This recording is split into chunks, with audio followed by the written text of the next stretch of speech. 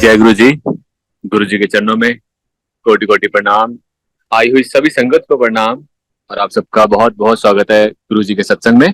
आई संगत जी, आज के सत्संग की शुरुआत करते हैं और आज इनवाइट करेंगे शर्मा आंटी को। शर्मा आंटी आए और सत्संग शेयर करें। जय गुरु जी अंकल। गुरु जी के चरणों में शत शत प्रणाम। गुरु जी के चरणों में शत शत प्रणाम।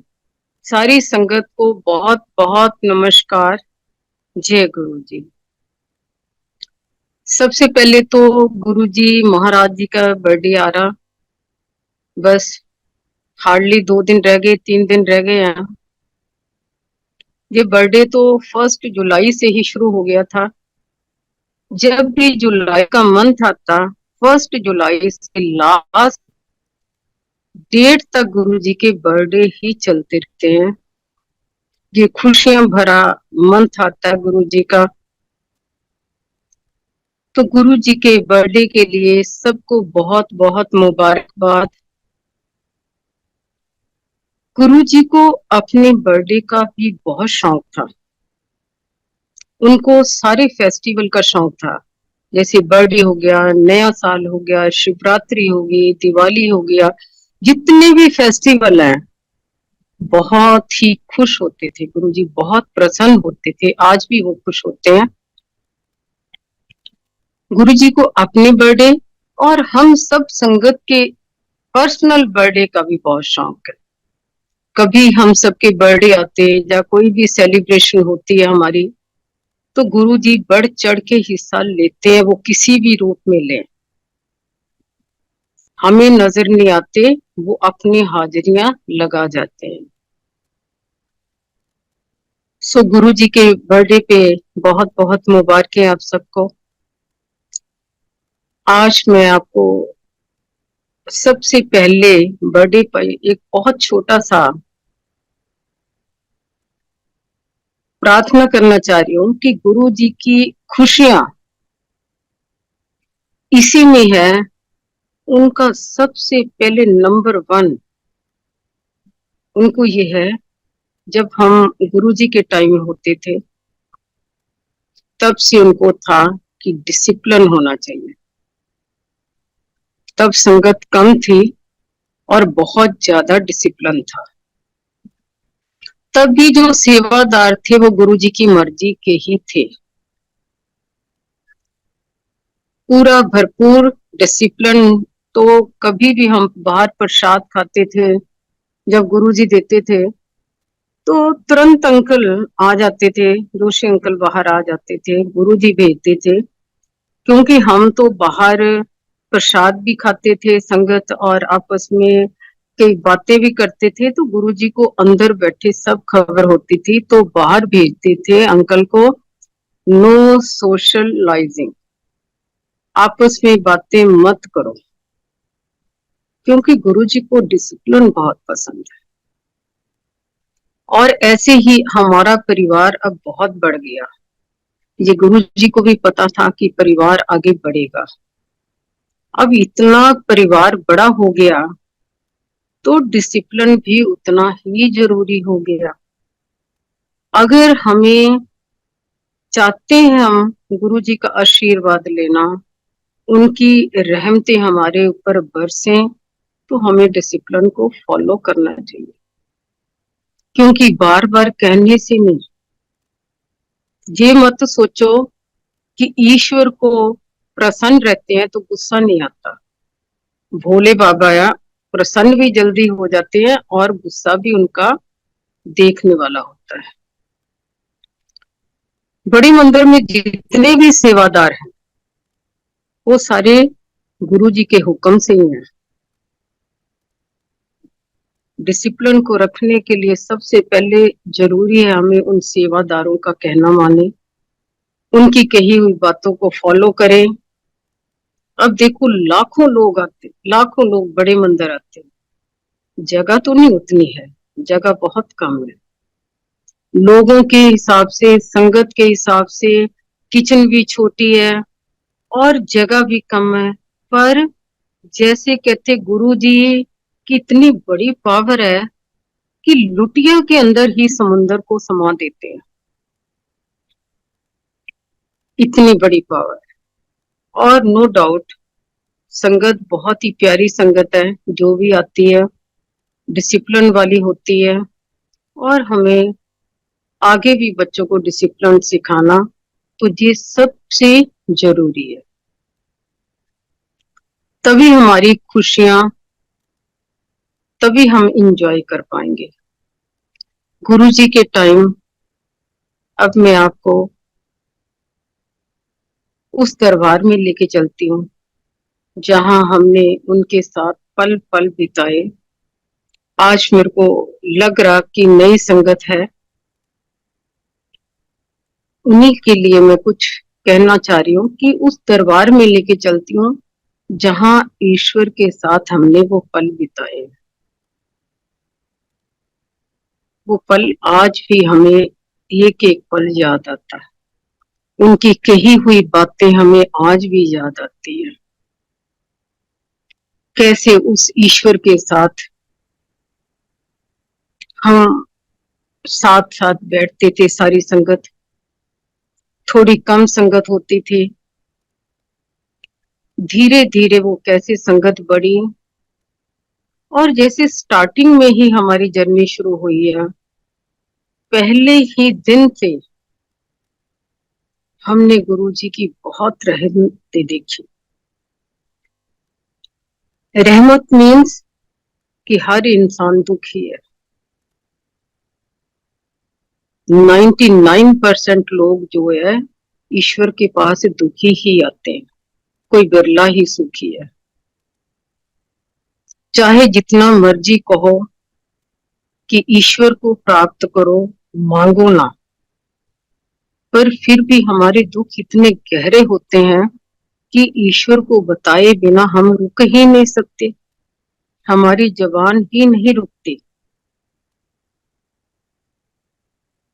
जब भी उस टाइम संगत आती थी, हम बैठे होते थे, बड़ा ही प्यारा निग्घा दरबार था, वार्म लाइटें थी गुरुजी की, रेड मैरून कलर का कारपेट, पर्दे भी रेड मैरून कलर के। बड़ा, जिसको कहते हैं ना, एक ऐसा लगता था कि किसी और दुनिया के अंदर आ गए, निग मिलता था। और फिर घर की होश नहीं होती थी कि हमें घर भी जाना, जहां हमारे कोई काम है, काज है। जो भी गुरु जी की शरण में उस टाइम आता था, जब भी वो घर से चलता था गुरु जी के लिए, तो गुरु जी की ड्यूटी बन जाती थी उसको अपने दरबार तक लेके आना। और गुरु जी के हुक्म से ही, उनकी शरण में ही वो संगत घर कुशल पहुंच जाती थी। कितनी संगत आती थी उस टाइम भी। गुरु जी को सब पल पल का पता था, हमें खबर नहीं थी, क्योंकि ईश्वर हमेशा आंखों पे पर्दा डाल देता है। हम समझ नहीं पाए थे उनको। इतना जरूर था कि डेली हम देखते थे, कोई संगत आती थी गुरु जी को कितनी अंदरूनी बीमारियां बिता देते थे। गुरु जी मेरे को ये तकलीफ है, गुरु जी मेरे को ये है प्रॉब्लम, ये प्रॉब्लम। गुरु जी का काम एक सेकंड में, वो कहते थे कि मैं प्रैक्टिकल हूं।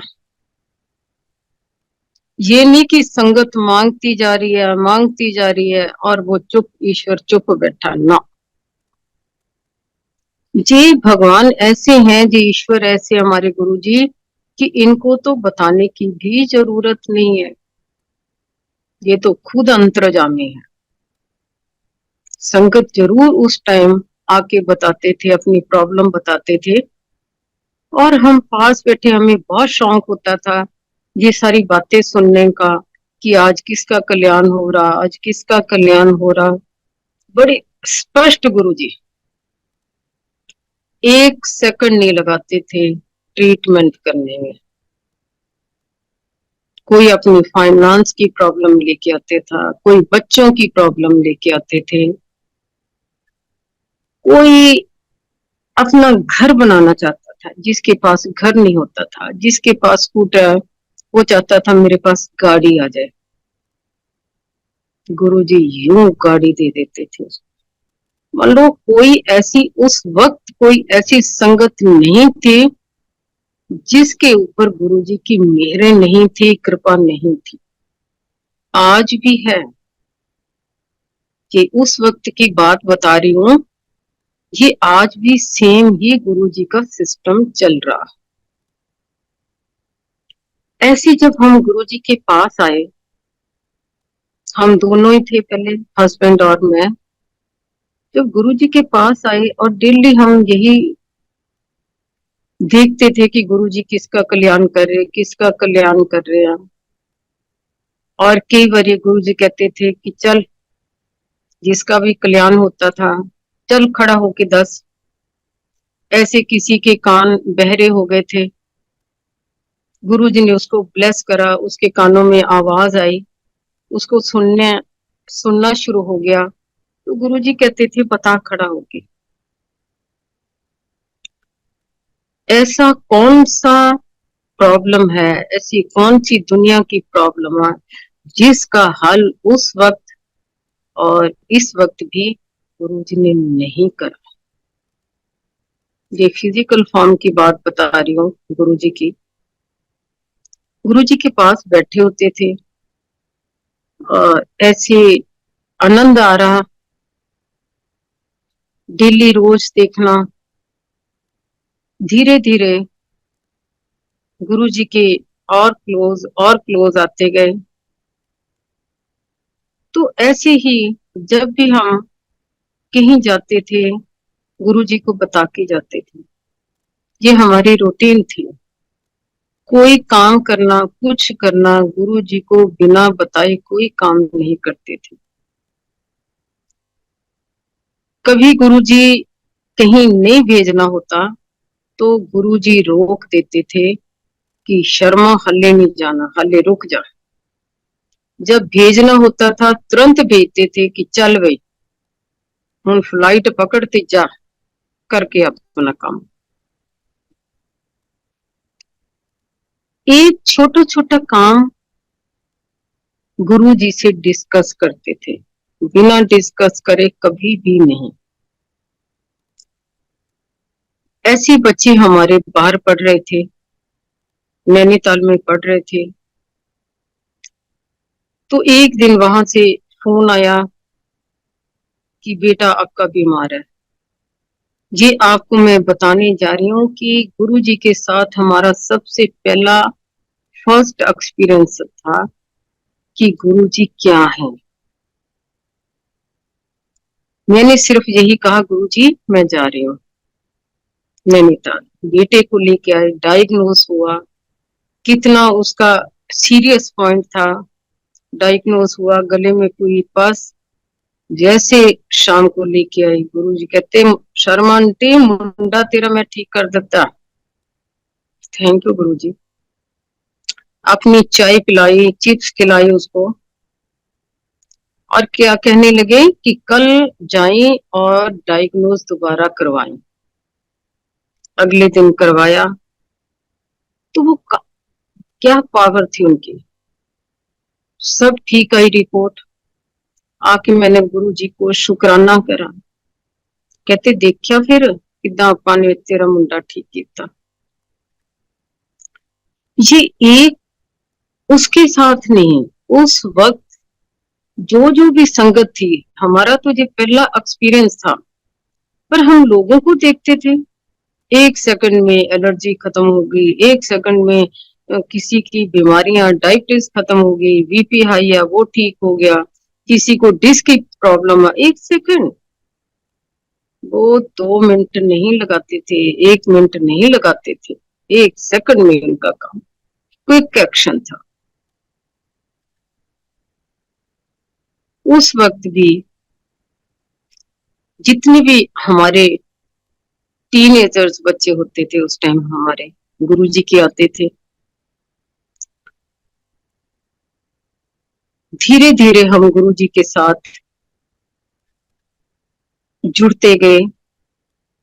और वो हमें बहुत प्यार से, जैसे आज सेवा मिलती है बड़े मंदिर में, ऐसे ही उस टाइम गुरु जी का असूल था। सेवा वो ही देते हैं, सेवा देते हैं कर्म काटने के लिए। कई बार हमारे कर्म इतने हमारे ऊपर हावी होते हैं, वो सेवा से ही कट जाते हैं। उन्होंने पता नहीं कितनी तरह की सेवाएं दी हमें, और कैसे कैसे उन मुसीबतों से हमें निकाला। गुरु जी के साथ ऐसा था कि जैसे हम मौजें कर रहे हैं। जैसे गुरु जी का बर्थडे अब आ रहा, तो वहां हमारा रोज ही बर्थडे होता था, क्योंकि गुरु जी विराजमान होते थे।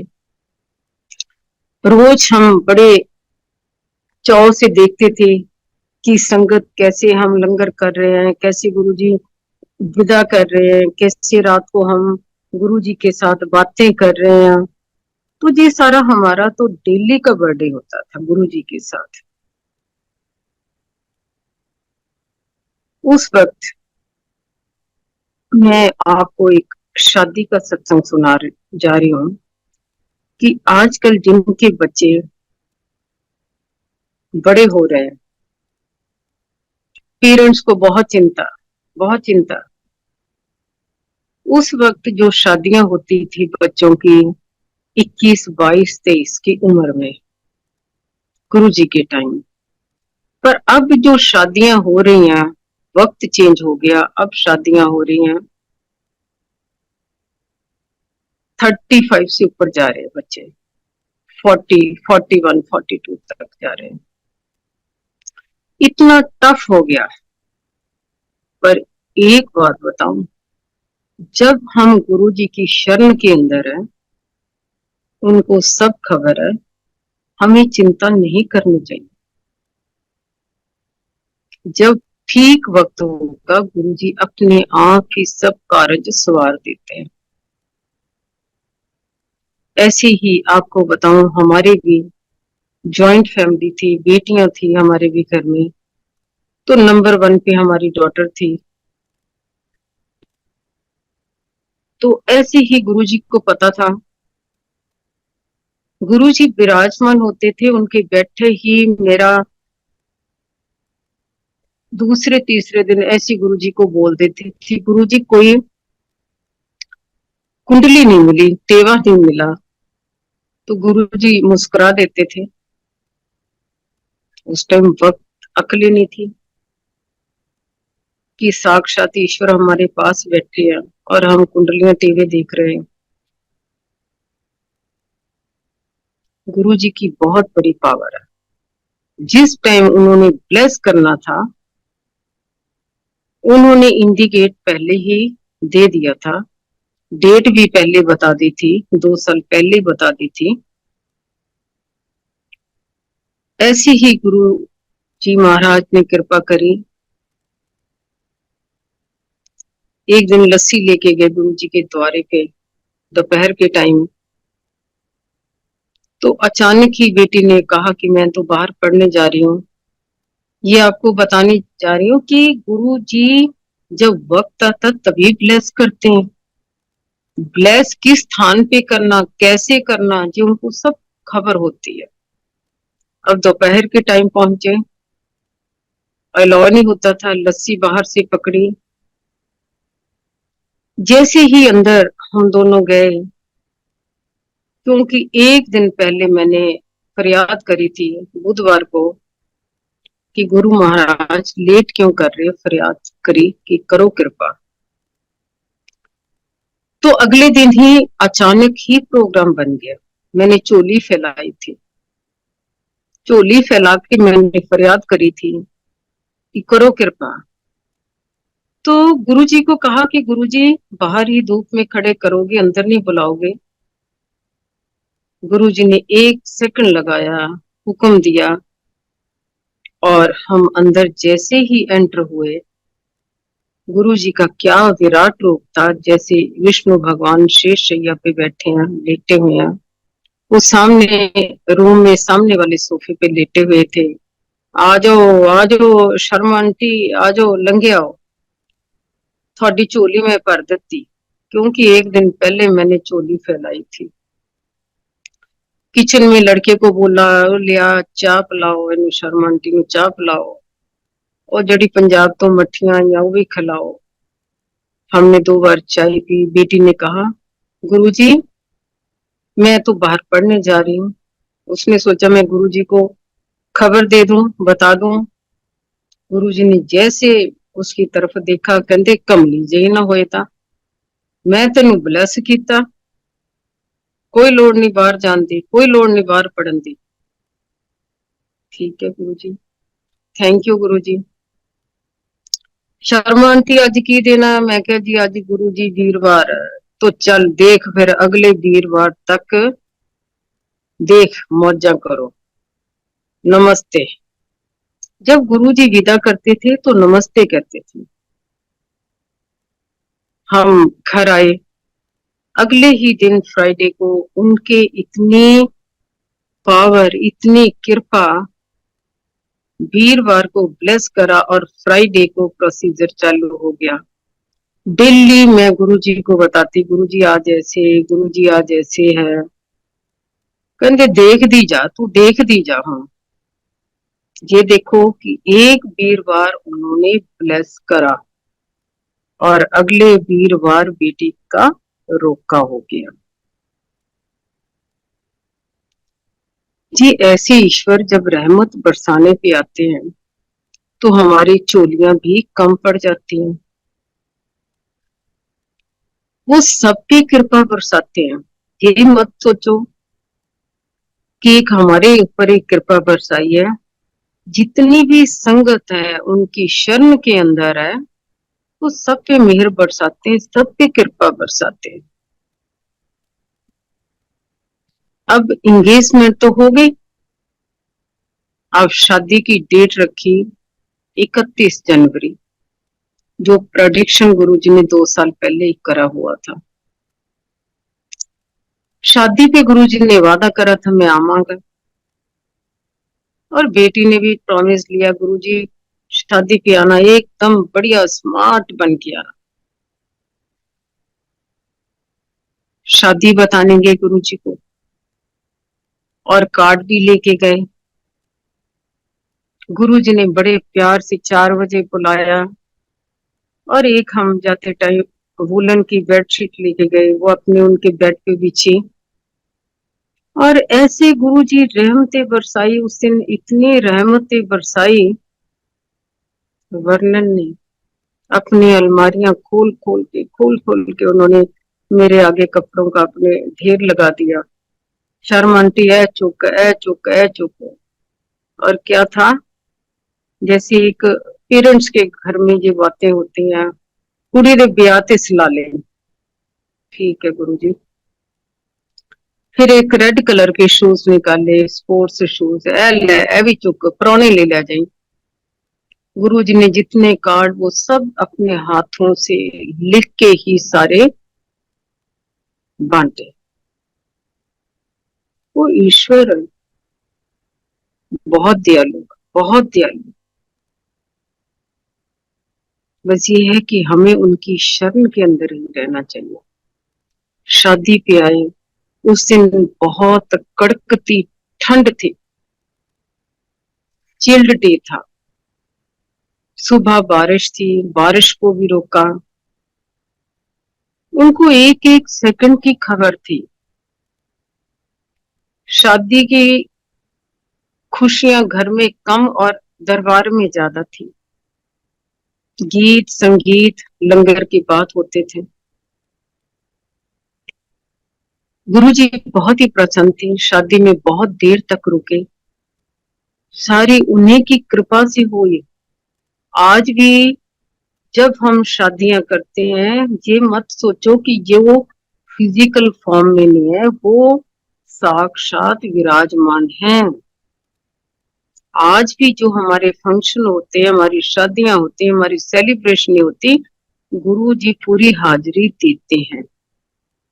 वो अपनी पूरी रहमत बरसाते हैं, अपनी पूरी कृपा बरसाते हैं, पर हमें एक अटूट विश्वास होना चाहिए कि गुरु जी विराजमान है, वो साक्षात विराजमान है। अब शादी होगी, उनके एक बिटिया आई गौरी नाम रखा। जब बच्ची 5 साल की हुई तो हमारे दामाद बीमार हो गए। शादी भी गुरुजी ने करवाई, उनकी ब्लेसिंग से हुई शादी। दामाद बीमार हो गए, बहुत ही ज्यादा बीमार। हम बाहर गए हुए थे यूएस से। बेटी का फोन आया कि तुरंत वापस आओ, रिपोर्ट्स ठीक नहीं है। हम तुरंत वापस आए। जैसे ही एम्स में दिखाया, डॉक्टर ने बस एक ही बात कही कि शर्मा जी, अगर मेरा बेटा हो तो बिना सुन करे ऑपरेट कर दो। तो ये कहने लगे करो। ऑपरेशन हो गया। पर गुरु जी ने पल पल उस बच्चे को कहा कि मैं तेरे साथ हूं। तकलीफ उस बच्चे ने बहुत पाई, बहुत पाई, पर गुरु जी ने पल पल उसको कर्म को काटा। और गुरु जी ने उसको क्या कहा कि तेरी उम्र एनी सीगी ते मैं पुठी कर देती है। गुरु जी ने उसको ब्लेस करा। अब बच्चा ब्लेस हो गया, दामाद। पर डॉक्टर ने क्या लिखा?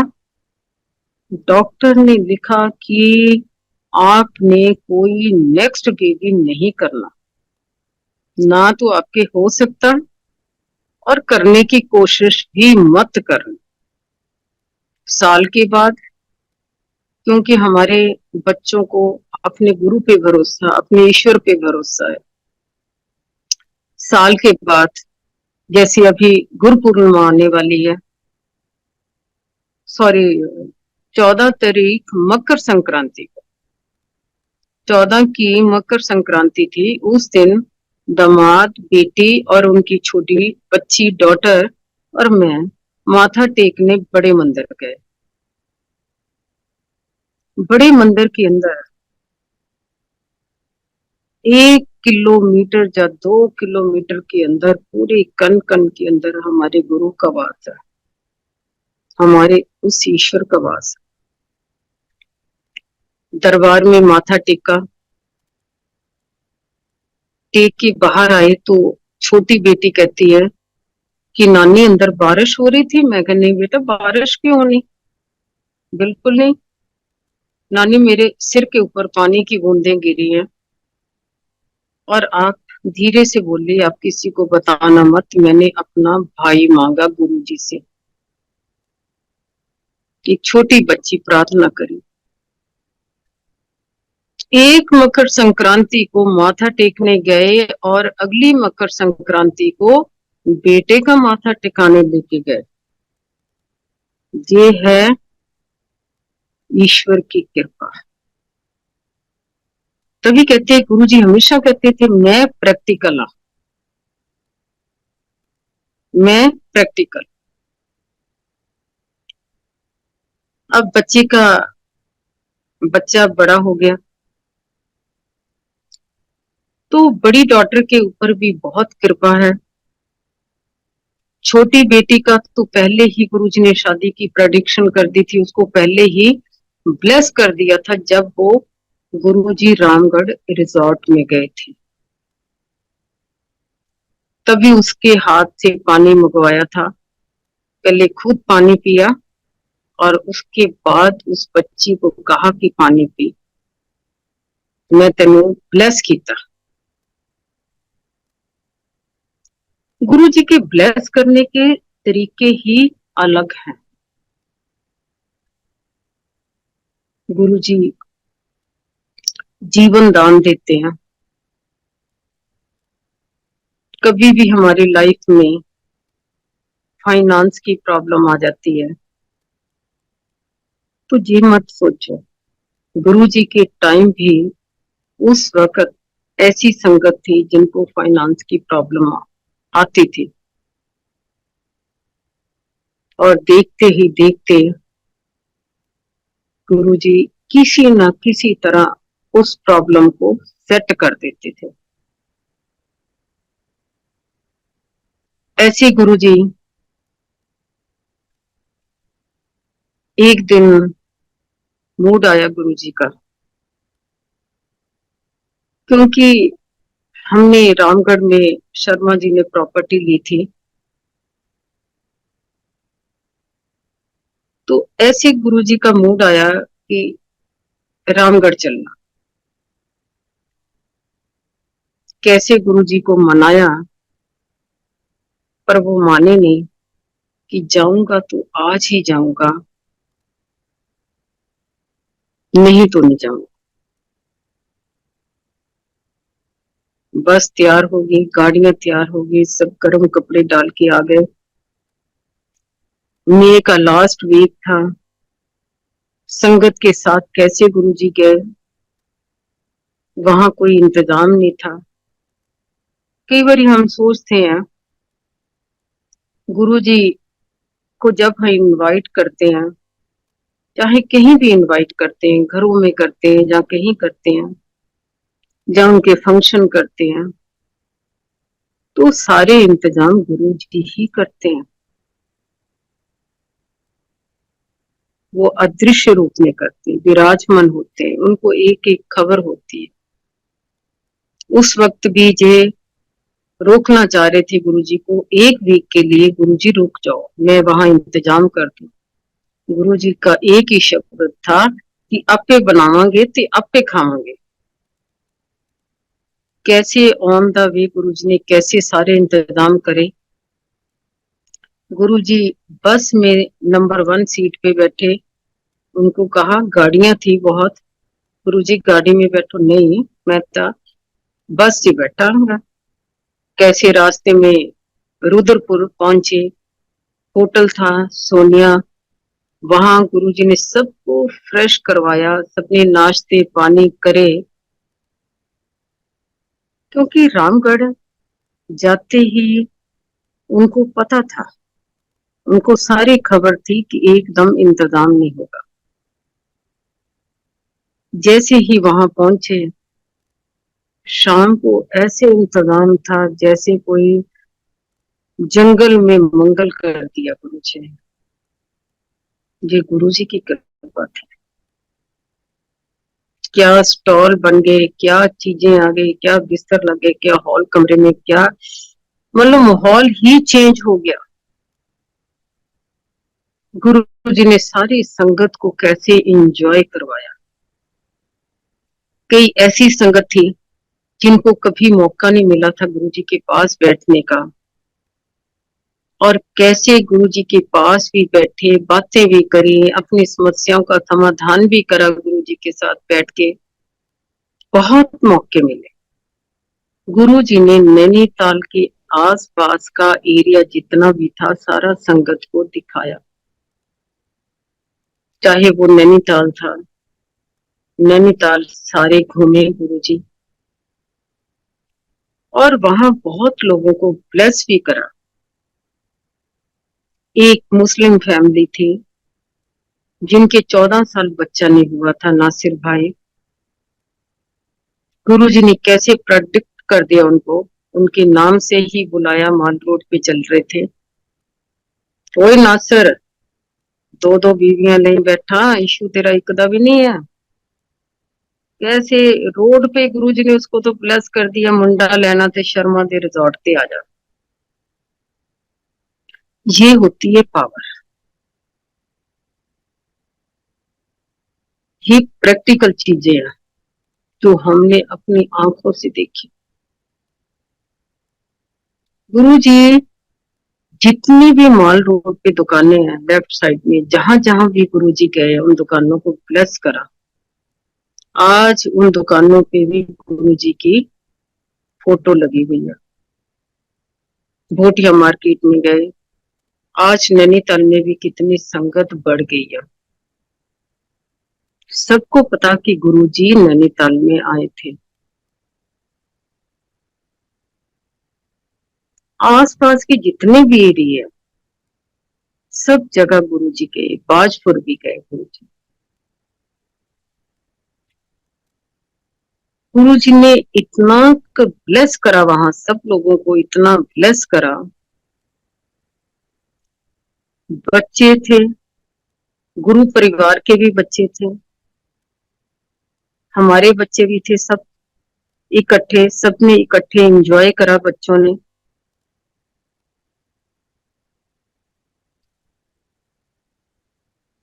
एक दिन ऐसे गुरु जी डेली प्रसाद बांटते थे। जब वो अपनी सीट पे आते थे 4 बजे, एप्पल ऑर्चर्ड था, एप्पल के पेड़ के नीचे उनकी गद्दी लगती थी, वहीं बैठते थे और सारी संगत बैठ जाती थी। कभी हलवे का प्रसाद 1 घंटा शब्द चलते थे, कभी हलवे का प्रसाद, कभी जलेबी, और कभी कुछ प्रसाद को पहले बांटते थे।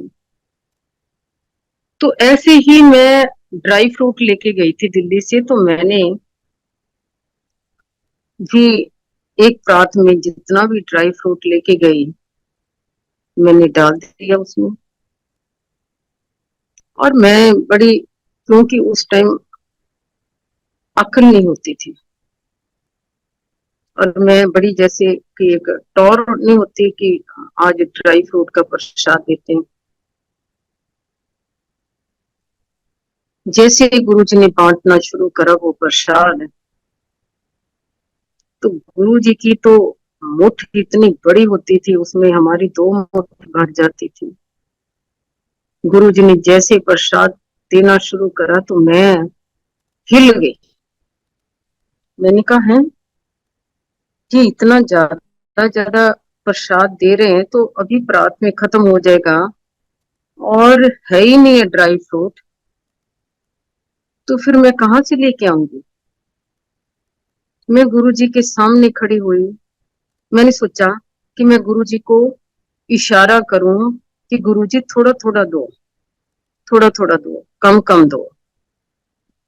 जैसे गुरुजी मुठ उठाए प्रसाद की, ऐसे मेरी ऐसे ब्रेक लगे जैसे गाड़ी की ब्रेक लगती है, और मेरा दिल घटे कि है ये तो अभी खत्म, गुरुजी कर देंगे प्रसाद। और फिर मेरे को फील शर्म फील होएगी कि सारी संगत बैठी है और प्रसाद खत्म हो गया। मेरा ध्यान गुरुजी ने एक निगाह भी मेरी तरफ नहीं देखा, बिल्कुल नहीं देखा, और देते गए, और मैं देखूं गुरुजी की तरफ कि एक बार तो देख ले मेरी तरफ, और मैं इनको तभी इशारा करूं।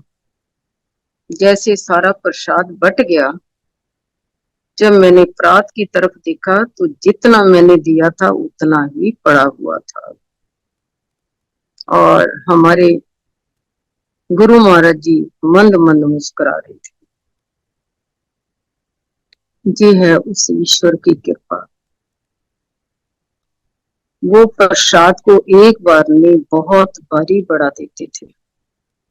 ऐसे ही हमारे बेटे का बर्थडे था रिजॉर्ट में, कैसे 20-25 लोगों का लंगर बना और 150 लोग निपटे थे। और जब मैं दिल्ली पहुंची थी बर्थडे करके, तो कहते थे देखा फिर किदा तेरे मुंडे का जन्मदिन मनाया, वो बता भी देते थे। तो हम उसके बदले में हमेशा कहते थे गुरुजी थैंक यू गुरुजी। तो ऐसी वहां की यात्रा थी रामगढ़ की भी। रामगढ़ में भी नैनीताल जैसे प्रोग्राम बनाया। एक, जब गुरुजी रिजॉर्ट में आए थे, नैनीताल आए थे, तो आते टाइम वो एक डिब्बा लेके आए थे लड्डुओं का। जब भी कोई संगत बाहर की आती थी, जैसे इनकी जान पहचान की संगत आती थी, तो तुरंत डब्बा मंगवाते थे, जोशी अंकल डब्बा लेके आते थे, तो एक लड्डू निकाल के देते थे। अब इतने दिन जैसे रुके यहाँ, लड्डू दे रहे हैं, वो लड्डू खत्म नहीं, लड्डू उनके एज इट इज रहे। गुरुजी डेली वॉकिंग के लिए जाते थे मार्केट शाम के टाइम, जो हमारे रिजॉर्ट से 1 किलोमीटर की दूरी है, 1-1.5 किलोमीटर की वॉकिंग होती थी। गुरुजी नैनीताल गए, एक दिन ऐसे मूड बना उनका नैनीताल जाने का भी, और जितने भी बच्चे वो सारे स्मार्ट बन के खड़े हो गए, अपने गॉगल्स लगा के, सनग्लास लगा के, स्मार्ट बन के। गुरुजी भी स्मार्ट, बच्चे भी स्मार्ट, सब संगत भी स्मार्ट चलने लगे। तो ये भी हस्बैंड भी चलने लगे। शर्मा तू कितने चले आ? गुरुजी मैं आपके साथ। है तू की करना जाके? गुरुजी माल रोड पे रोक लेंगे, एंट्री नहीं होने दे। कहते महापुरुषां नूं किने रोकना, शर्मा आंटी साडे नाल है। बस माल रोड पे क्या स्मार्ट बन के गुरुजी आगे आगे चल रहे हैं और सारी संगत चल रही है। टूरिस्ट का टाइम था, गुरुजी ऐसे स्पीड से चल रहे हैं जैसे वहां नासिर भाई का वो ऑफिस आया, उसके आगे बैठे गुरुजी, बाहर गुरुजी के लिए कुर्सी रख दी, और कैसे गुरुजी ने वहां एक बोट वाले को भी ब्लेस करा, उसको 500 का नोट भी दिया गुरुजी ने। और वहां जैसे गुरुजी बैठे, गुरुजी से पूछा गुरुजी क्या खाओगे? कहते छली खा लांगा। गुरुजी को गरम गरम वो भुट्टा दिया। गुरुजी होर लाओगे? हाँ हाँ एक होर ले लांगा। गुरुजी आराम से भुट्टे खा रहे हैं और हम सब आइसक्रीम खा रहे हैं। वहां ऐसा था जो टूरिस्ट आए उन्होंने भी सोचा पता नहीं, वो लोग भी इकट्ठे हो गए, पता नहीं कोई शूटिंग चल रही है, कोई फिल्म की शूटिंग चल रही है, जहां रश क्यों है इतना। गुरुजी पूरी अपनी ईश्वर अपनी पूरी मस्ती में, क्या गुरुजी उठ के खड़े हुए, वो नासिर भाई जो था वो भी साथ ही साथ है।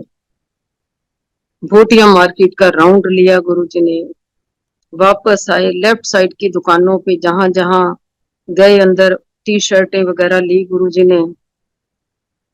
नासिर को कहते कि अगर मुंडा लेना तो शर्मा ते रिजॉर्ट ते आ जाए वीरवार, उस दिन आई थिंक संडे या मंडे होगा।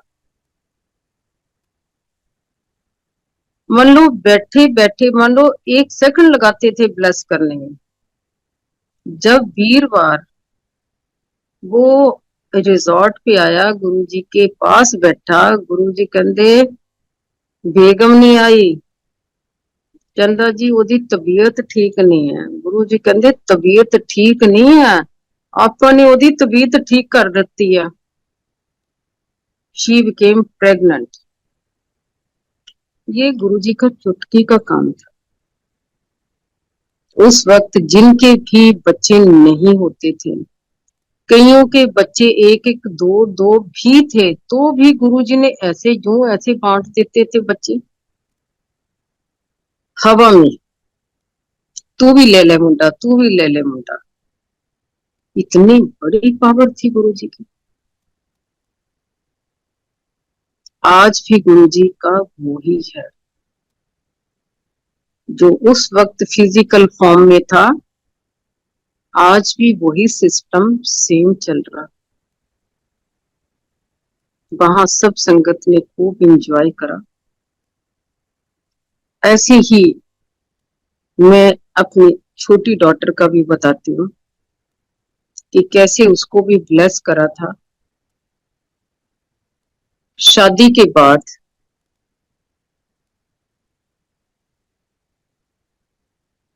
उनके 2 बेटे हुए। छोटा बेटा की डिलीवरी होनी थी, दिसंबर का मंथ था, जनवरी में डिलीवरी थी। तो गुरुजी पूरी ब्लेसिंग गुरुजी की है उनके ऊपर। डॉक्टर का मेरे पास फोन आता कि मॉम, मेरी डॉक्टर कह रही है कि पंडित जी से पूछो कोई बढ़िया सी डेट निकालो। आजकल लेटेस्ट फैशन है कि कभी भी डिलीवरी होती है तो पंडितों से डेटें पूछी जाती हैं और होता। मैंने उसको गुस्सा करा, मैंने कहा बेटा हम पंडितों से क्यों पूछे, हमारे तो गुरुजी है। मैं क्या कहती, ठीक है। गुरुजी से पूछा, डेट आई 7 जनवरी। मैंने उसको 1 घंटे बाद फोन करा, मैंने कहा भाई गुरुजी ने डेट दी है 7 जनवरी। बच्ची है वो, उसने घर में सबको बता दिया कि गुरुजी ने डेट 7 जनवरी दी है। वो भी ठीक है, भी गुरुजी ने डेट दी है 7 जनवरी। अब 6 जनवरी को एडमिट हुई वो मूलचंद में, प्राइवेट रूम। 7 जनवरी आ गई। जब 7 जनवरी डॉक्टर आई तो उसने कहा ओ नो, आपको तो टेम्परेचर है बेटा, मैं नहीं कर सकती, आप जाओ घर, रेस्ट करो, आराम करो, और पंडित जी से कोई और डेट पूछ लो, अभी है, वक्त है। तो डॉक्टर की आंखों में आंसू। सारे खड़े थे फैमिली मेंबर, उनकी भी हमारी भी खड़ी थी।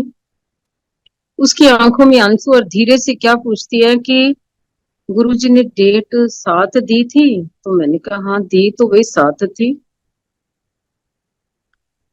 तो आंखों में उसके आंसू। तो मेरे को देखा सब खड़े, मेरे को ना बहुत अपने प्रभु पे गुस्सा आया, गुरु जी पे गुस्सा आया। मैं क्या शाबाश, मैं क्या समधियों के सामने आपने शर्मिंदा कर दिया मेरे को, शाबाश। मैं क्या, जैसे ही मैंने कहा उसके बाद एक खुशबू आई। मैंने कहा कि भी गुरु जी आ गए हैं। जब मैंने कहा गुरु जी आ गए तो किसी ने कोई रिस्पांस नहीं दिया। अगली बार फिर खुशबू आई, सेकंड टाइम।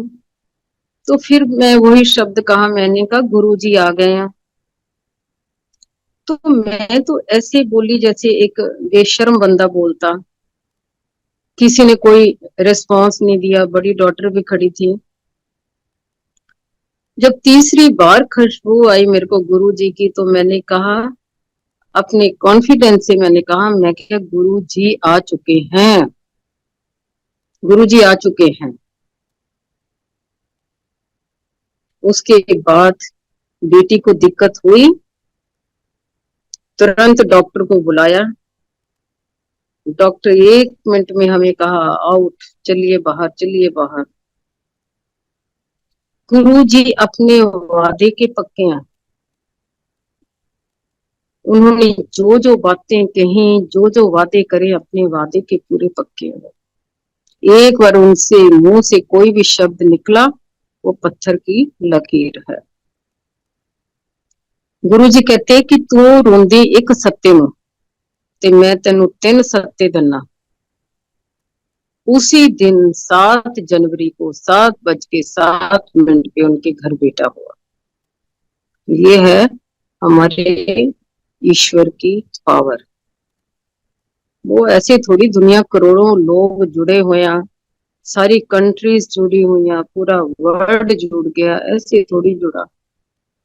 ये हमारे गुरु जी की पावर है, फुल पावर है उनकी। अब बच्चा घर में आया, खुशियां, कभी एक फंक्शन, कभी 2 फंक्शन, कभी तीसरा। बड़ा बेटा उनका जो था 5-6 साल का, वो नेग्लेक्ट हुआ ठंड के दिनों में। उसको टेम्परेचर, उसके फेस पे छोटे छोटे निशान आ गए। डॉक्टर को दिखाया, वो कहती जी डायग्नोस हुआ कि इसको, आपको पता आपके बेटे को क्या प्रॉब्लम है। जो बड़ा बेटा था, छोटा तो अभी थोड़े दिन का ही था। वो कहते जी हमें तो पता नहीं है। वो कहता तुरंत इन बच्चे को लेके एस्कॉट जाओ। एस्कॉट हॉस्पिटल गए।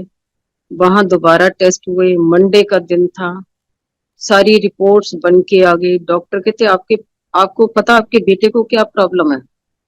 आपके बेटे को ये प्रॉब्लम है और इसका ट्रीटमेंट 25 years है, और आपके बच्चे को पेनिसिलिन के इंजेक्शन लगेंगे।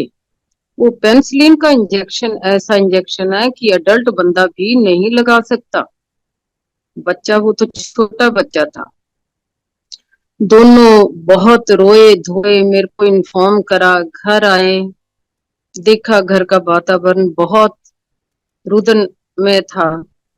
मैंने बेटी को भगवान का वास्ता दिया, उसने भगवान को बहुत कुछ कहा। जब इंसान के ऊपर मुसीबत आती तो भगवान को भी बहुत कुछ कहा जाता है। तो मैंने गुरु जी का वास्ता दिया, गुरु जी को भी डबल क्रॉस लगा दिया।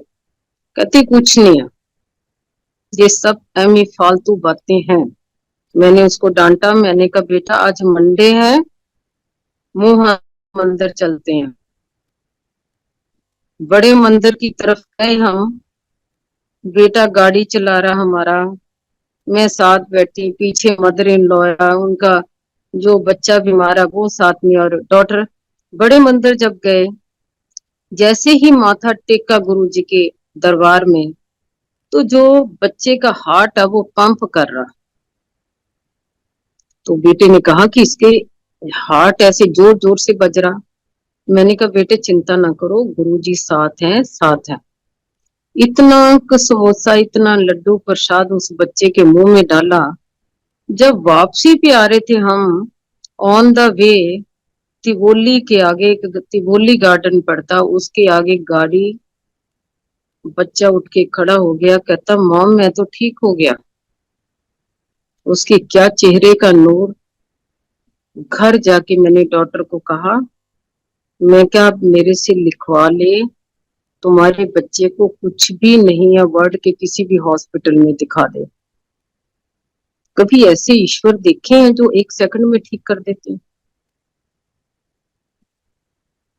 उसके बाद कितने हॉस्पिटल में चेकअप हो गया था उस बच्चे का, पर बच्चा बिल्कुल हेल्दी बच्चा, कोई उसको प्रॉब्लम नहीं, कोई बच्चे को दिक्कत नहीं। आज वो भी बच्चा 16 साल का हो गया। तो ऐसी हमारे ईश्वर है, उनकी बहुत जबरदस्त पावर है इस टाइम। बस हमारा यही है कि अगर हम अपने लाइफ का आनंद लेना चाहते हैं तो उनकी कही हुई बातों को फॉलो करें। हम भी, जितने लाखों लोग आते हैं, हमारे लाखों का परिवार है, करोड़ों का परिवार है, हम सब कोऑपरेट करें। अब गुरु जी का बर्थडे आने वाला, बड़े मंदिर में आने वाला है, लाखों लोग दर्शन करेंगे, लाखों लोग गुरु जी को विश करने के लिए आएंगे।